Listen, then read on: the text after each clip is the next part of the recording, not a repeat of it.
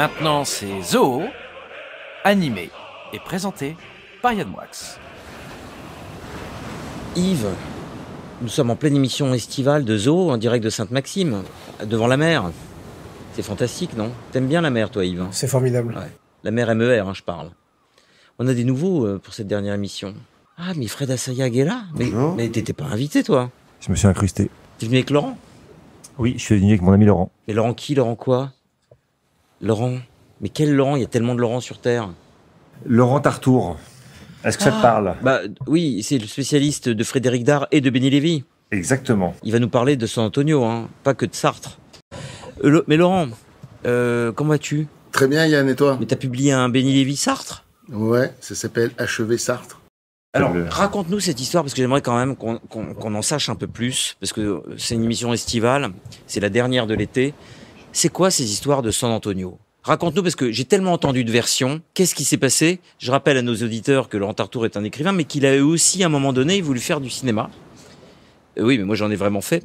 Et j'ai fait aussi, mais ça s'est interrompu. Oui, mais alors justement, il paraît que toi, je voudrais avoir tu sais que je t'apprécie beaucoup. D'ailleurs, je vois tes enfants souvent dans la rue, qui pas toujours prudents d'ailleurs. Les jumeaux. Voilà. Et non, mais je voulais que tu nous expliques parce qu'il paraît, mais ça c'est la légende. On a un point commun, on a fait un film chacun avec Depardieu. Ouais. Mais il paraît que tu t'es fait blackbouler de ton propre tournage. Mais avant, j'aimerais que tu nous expliques comment t'as rencontré Frédéric Dard et comment Dard t'a donné les droits de ses livres pour adaptation au cinéma. Ben ça a été une rencontre extraordinaire, mais j'étais vraiment un grand fan de Dard, particulièrement des San Antonio. Donc je les avais tous lus. Et j'étais convaincu qu'on pouvait, parce que normalement c'est inadaptable au cinéma, quand on connaît l'objet littéraire que ça représente, c'est inadaptable. Et je pense avoir trouvé une façon de le faire. Mais ça avait déjà été fait, hein? Oui, mais naze, vraiment naze. Ça a été fait 2 fois. Et bref, mais ils étaient complètement nazes. Le truc était très simple. J'avais une idée qui était élémentaire. Je suis resté en fait collé à ce qu'avait fait le génie de Dard dans San Antonio. Et c'est ce que j'ai voulu pitcher, comme on dit aujourd'hui, à Dard en personne. Et je m'étais dit, je n'en parlerai à personne d'autre parce que c'est improtégeable, une idée. C'est ce que c'est. Donc, parce qu'il s'agissait pas juste d'adapter. Il m'a fallu 9 mois, Yann, 9 mois pour pouvoir parler à Dard en personne. Je suis passé par toutes les étapes du filtre. Je suis allé chez Fleuve Noir. Tous les lundis, j'allais place d'Italie, Univers Poche, pour essayer de parler à quelqu'un à Fleuve Noir. Et au bout de 9 mois, j'ai eu la dernière étape. Ça a été le dernier filtre. C'était Patrice Dard, le fils de Frédéric Dard. On avait un rendez-vous pour passer 1 heure ensemble à la Romerie à Saint-Germain pour parler de San Antonio. On a fini au petit matin. Je sais pas combien de rhum on a bu, mais il a fini dans mes bras. Il m'a dit, tu es un petit frère. Parce qu'il a vu que je connaissais l'œuvre de son père par cœur, un peu comme toi quand tu connais tes œuvres, d'auteurs que tu aimes. Et donc, il m'a validé. J'ai eu rendez-vous téléphonique parce qu'il était en Suisse avec Dard. Et ça s'est passé très brièvement. D'abord, quand je me suis adressé à lui, je l'ai appelé maître. Il m'a tout de suite envoyé balader. Et donc, il fallait le tutoyer. Et il m'a dit, alors c'est comme ça, il me dit, alors il paraît que tu as une idée, c'est quoi ton idée? Comme ça, il me fait. Je lui ai dit, c'est très simple, en une phrase. Je lui ai dit, vous avez-vous imaginé un personnage, le commissaire San Antonio, truculent, extraordinaire, super-héros. Mais j'ai l'impression, quand je lis les dictionnaires et quand je vois comment les gens parlent, ils ont tous oublié un élément essentiel de ce que vous avez créé, c'est qu'il est également l'auteur de ses propres livres. C'est-à-dire, c'est un flic, d'accord, mais c'est aussi un écrivain. Personne de ceux qui ont adapté San Antonio, qui ont pensé à le faire, n'ont voulu prendre ça en considération. Et je lui ai rappelé qu'il y a même un livre, un numéro, le 123, dans lequel il reçoit même le prix Nobel de littérature San Antonio. C'est juste extraordinaire. Et je lui ai dit, du coup, quand vous avez créé ça, vous avez créé un personnage qui nous parle à la première personne, qui tutoie le lecteur, qui l'insulte, bien souvent. Enfin, il y a quelque chose de fou, de créatif. Il me dit, alors, tu veux filmer San Antonio écrivain? Je fais non. On change de médium. Donc moi, je veux qu'il réalise son premier film. De la même façon, la même modalité qu'il écrivait quand c'était le produit livre, j'ai dit, s'il fait du cinéma, il va réaliser. Et ça va être un film réalisé par San Antonio. Mais et j'ai eu un silence. Il m'a dit, mais comment personne m'a sorti cette idée? Et moi, j'étais venu lui négocier les droits d'un livre. Et il t'a tout donné? Il m'a donné l'intégralité de l'œuvre. Il était comme ça. Il était comme ça. Qui a lu du San Antonio ici? Yves? Oui. Un braille en hébreu, c'est pas mal. En hébreu? Mathilde, tu as lu San Antonio? Non, je vais te montrer. Valentine, Manon, Alexis? Bien sûr, j'ai grandi avec. C'est vrai? Ah oui. Personne n'en a lu. Moi, ce que j'adore, c'est les titres de San Antonio. On peut s'amuser, il y en a des fantastiques. En vrac, hein. Ça mange pas de pain. Ouais. Non, on peut jouer, si t'en as. Alice au pays des merguez, pour rester dans la... Passe-moi la Joconde. Oui. Papa, achète-moi une pute. Bon, lui préféré de mon fils. Ôte ton slip gondolier. Oui. Lequel j'aime... Ah, très joli, parce que ça dépend comment on l'écrit. La fête des pères. Exact.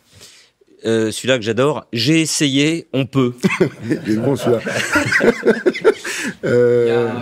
Ma femme ne suce pas que de la glace. Non. Non, ça y a pas. Ouais, je pense. Non. Je crois pas. Hein. Non, ça c'est sûr, il y a pas. En revanche, ça y a pas. Non, en revanche, il y a. Oui, ça c'est autre chose, voilà. En revanche, il y a ceci est bien une pipe. Oui, exactement. Et il y en a un aussi que j'adore, c'est ôte ton pied que je vois la mer. Ouais, c'est un bonheur. Et les dessins, tu te rappelles, Wolinski qui a illustré à merveille. Bien sûr. Moi, j'aime bien les pochettes des années 70. Ah ouais, avec les superbes bimbos qui seraient plus possibles aujourd'hui, bien sûr. Et après, il y a eu aussi un autre super illustrateur, Book. Tu le connais? Oui, et puis avant ça, il y a eu les spéciaux San Antonio par Dubout. Avec les photos. Non, mais les spéciaux, les hors-séries. Ah, c'est bien comme Histoire de France. Oui, de Marie-Marie. Exceptionnel, ça. Mais c'était illustré par Dubout. Ah oui, c'est ça. Qui faisait très bien Berrurier. Berrurier était génial. Laurent. Yes. C'est quoi alors cette histoire de tournage? Parce que là, je voudrais savoir vraiment ce qui s'est passé. Sur le San Antonio, moi j'ai vu le film. C'était Depardieu qui jouait Berrurier. Hein. Il était d'ailleurs extraordinaire.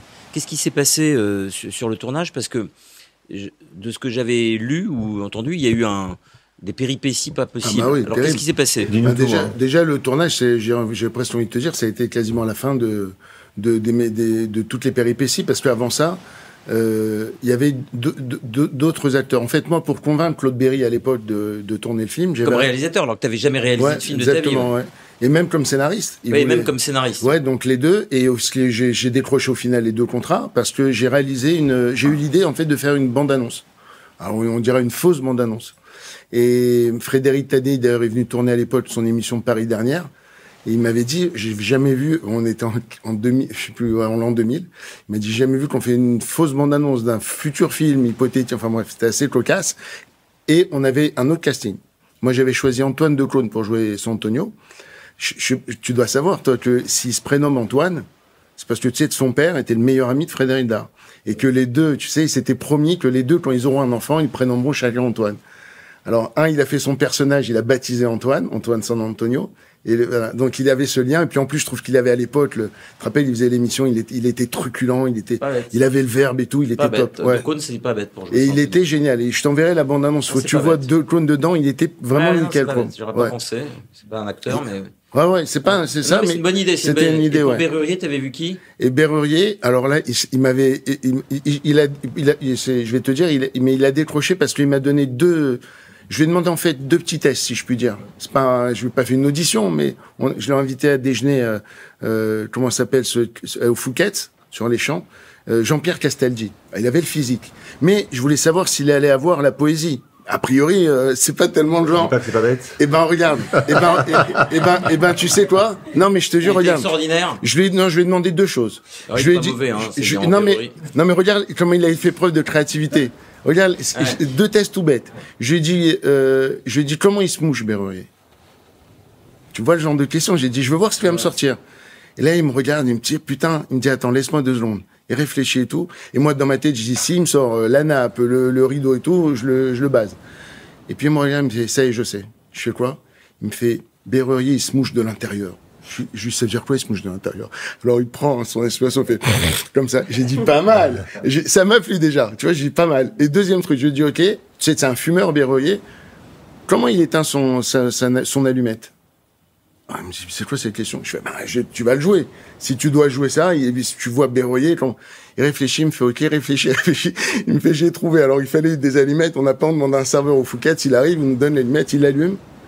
Il fait mine d'allumer une cigarette, et pour l'éteindre, il fait juste comme ça. Il la met sous la narine, et il souffle avec la narine, il éteint. J'ai dit, t'as le rôle. Il était génial. Et puis arrive Claude Berry, qui est le producteur, donc qui m'engage. Il voit la bande-annonce, il me dit, c'est bon, Decaunes. Tu sais qu'on a que 28 minutes d'émission, hein. Mais tu me lances. Et on est 1h12 là, non? Non, il reste plus que 6h40 et Mathilde a une chronique à lire. Bon, je te finis juste pour te dire, Claude Berry, le producteur qui m'a engagé surtout, vient, il me dit, il y a un os ou pas un os, c'est que Depardieu veut rentrer dans le film. Je lui dis, mais pour jouer quoi, là? Je vois pas ce qui reste, à part un rôle. J'avais, comment il s'appelle? Extraordinaire, il est mort, le pauvre Jean-Yann, qui me faisait le ministre de l'Intérieur. J'avais un casting de fou, Yann. Et bref, et il me dit, non, il veut le rôle principal. Je dis quoi, c'est Berrurier? Il me fait, non, il veut San Antonio, demande à Gérard. Et Depardieu, donc il me fait venir, il était en train de tourner, le film avec Jean Reno, là, je suis allé de Weber, j'ai oublié le titre, et quand il sort de prison, bref, et je vais le voir, et là, il me dit, je veux merci, tais-toi, et il me dit, j'osais pas le dire. Oui, ça aurait pu être. Et c'est là qu'il m'annonce Gérard, dans sa caravane, il me dit, je t'explique, Laurent, San Antonio, c'est moi. Je fais, mais t'es plus gros que Berrurier. Tu encore les personnages. Je fais, c'est n'importe quoi, Gérard. Et il me dit, non, mais t'inquiète pas, d'ici le tournage, dans 8 mois, j'aurais perdu 20 kilos, je serais plus beau, je serais James Bond, surréaliste. Et donc, il fait virer de clone. C'est pour ça que quand arrive le tournage, quelques mois plus tard, on avait déjà fait plein de péripéties. Et puis, on part sur ça, donc c'est fini. Il joue San Antonio et Depardieu, et Castaldi On est au 10e de son récit, qu'il ne reste plus que 4 minutes. Il y a un peu de montage. Laurent, 1 minute pour raconter la suite. Terminé. Et donc, non, mais 1 minute, hein. Ouais, d'accord, vraiment, je vais le faire en 1 minute, ok. Donc, les mois passent, c'est Depardieu qui doit jouer San Antonio. Arrive le festival de Cannes, 1 mois avant le début du tournage. Je revois Depardieu pour la première fois. On annonce au bureau public, devant les médias, le film. Et là, je vois Gérard Depardieu. Il a pas perdu 20 kilos, il en a pris 40. Je te jure, rien de surréaliste. C'est un autre que j'ai face à moi. Et dans 1 mois, il doit jouer James Bond, tu vois le genre. Donc là, j'appelle Claude Berry, le producteur, hein, pour faire un clash. Et après des péripéties folles encore de négociations et tout, il concède. Il dit d'accord, je veux bien faire le rôle de Berrurier du coup. Donc cette fois, il doit virer le pauvre Castaldi, qui connaissait son texte par cœur, qui avait tous ses costumes de près. On était à 3 semaines avant le tournage. Et pour remplacer du coup le Depardieu qui ne faisait plus San Antonio, Claude Berry est allé demander. Il a pris la voiture, il a roulé jusqu'à chez Gérard Lanvin, qui était pour moi un mauvais choix, même si j'aime beaucoup Gérard Lanvin, mais il correspond pas du tout au personnage. Et c'est comme ça qu'on se retrouve 1 semaine avant le début du tournage avec un casting complètement chamboulé, qui n'avait aucun sens, personne ne connaissait rien, les acteurs, enfin c'était n'importe quoi. Et forcément, ça s'est très mal passé, parce que Depardieu, avec moi, dès le premier jour de tournage, a refusé de faire les dialogues de Dard. Il a voulu aller à l'instinct, comme il disait. Il y a pas un making-of de tout ça? Oui, alors il y a, comment il s'appelle, il y a l'acteur belge qui m'a dit il a tout fait, enfin un mec, il y a un mec qui a tout filmé? Oui, celui qui joue le rôle de Toinet. Ah, mais c'est ce qu'il m'a dit. Il m'a dit, c'est un péplum. Parce qu'il s'en est passé des choses. Et c'était un tournage rock'n'roll. Manon, quelque chose à ajouter? Je trouvais cette histoire très intéressante. Oui, bon, si c'était pour dire ça. Alexis. Je comprends mieux pourquoi c'est un navet maintenant. Ah ben moi aussi, ça c'est sûr. Et c'est ceux qui ont fini le film, ceux qui l'ont fait, n'ont jamais ouvert un seul San Antonio, ne connaissaient rien. Non, c'est clair. Je suis le premier à le dire. Hein. Est-ce qu'il y en aura possibilité d'en faire une deuxième interprétation? Ah, tu penses bien que c'est mon rêve. C'est mon rêve absolu. Tu as toujours les droits, en fait. Oui. C'est ça ma question. Non, mais tu as toujours les droits de San Antonio? Non, j'ai pas les droits, mais enfin, je pense que s'il le faut, ça devrait aller, parce que je suis très avec la famille, ouais, bien sûr. Non, mais c'est une grande œuvre, hein, San Antonio. Hein, c'est du génie. J'attends que ça vienne dans la Pléiade, je suis très sérieux. Mais oui, il a sa place. Il a sa place. Il aurait pu aller à l'Académie française, il peut aller partout. Sans problème, c'était un géant. C'était un poète, il était sensible. Mais mon livre préféré de lui, je sais pas si tu l'as lu, c'est Faut-il tuer les petits garçons qui ont les mains sur les hanches, qui est une autobiographie. Oui, je sais très bien. Un chef-d'œuvre. C'est son plus grand livre. D'ailleurs, il avait été reçu par Pivot. Très belle émission. Ce livre-là. Très belle, exactement. Son livre plus personnel. Avec des féministes. Tu te rappelles de cette scène? C'était génial.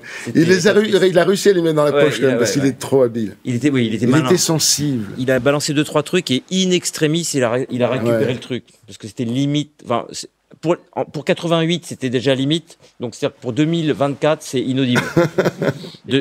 Et puis sa participation parfois aux grosses têtes qui était exceptionnelle. Tu te rappelles, je te fais ça, la nomenclature des femmes de Frédéric Dard. Il y a 3 types de femmes. Il y a les salopes, il y a les putes en premier, les salopes et les emmerdeuses. Il dit, les putes, elles couchent avec tout le monde. Les salopes, elles couchent avec tout le monde sauf toi. Et les emmerdeuses, elles couchent avec toi et avec personne d'autre. Moi, je me souviens de San Antonio. J'adore les débuts de San Antonio, les incipits. Il y en a un qui commence par comment trouves-tu mes fesses? Facilement. C'est un des meilleurs, celui-là. Eh bien, merci pour ces... Merci pour ce chouette moment. Et merci. On peut dire Merci, que les 3 Yann. chroniques proposées. C'était rafraîchissant. Si vous permettez que je Pardon, dise au revoir aux excusez-moi, monsieur auditeurs, Brax, pardon. que je dise au revoir aux auditeurs qu'on retrouvera, j'espère, à la rentrée. Merci de nous avoir suivis pendant toute cette année. Merci à l'Immédiat de bien avoir voulu recueillir nos élucubrations. Nous saluons Nicolas Destiendorf qui est sur son île et dans son hamac, en train de manger des marshmallows cuits comme des steaks. Il prépare son cancer généralisé pour 2042. Il bouffe que des trucs carbonisés. Au bout d'un moment, ça se paye, hein, Nicolas. Hein. Désolé. Hein. 42, c'est généreux. Oui, c'était pour pas le vexer. Ouais. Tout le monde connaît la date, hein, c'est 2032. Il adore l'humour noir, Nicolas, donc on peut le faire. Merci à vous, merci Manon, merci Mathilde, merci Valentine, merci Fred Assayag, merci Yves Pelé, très bon kiné, le meilleur préparateur sportif du monde. Exact. Laurent Tartour, merci.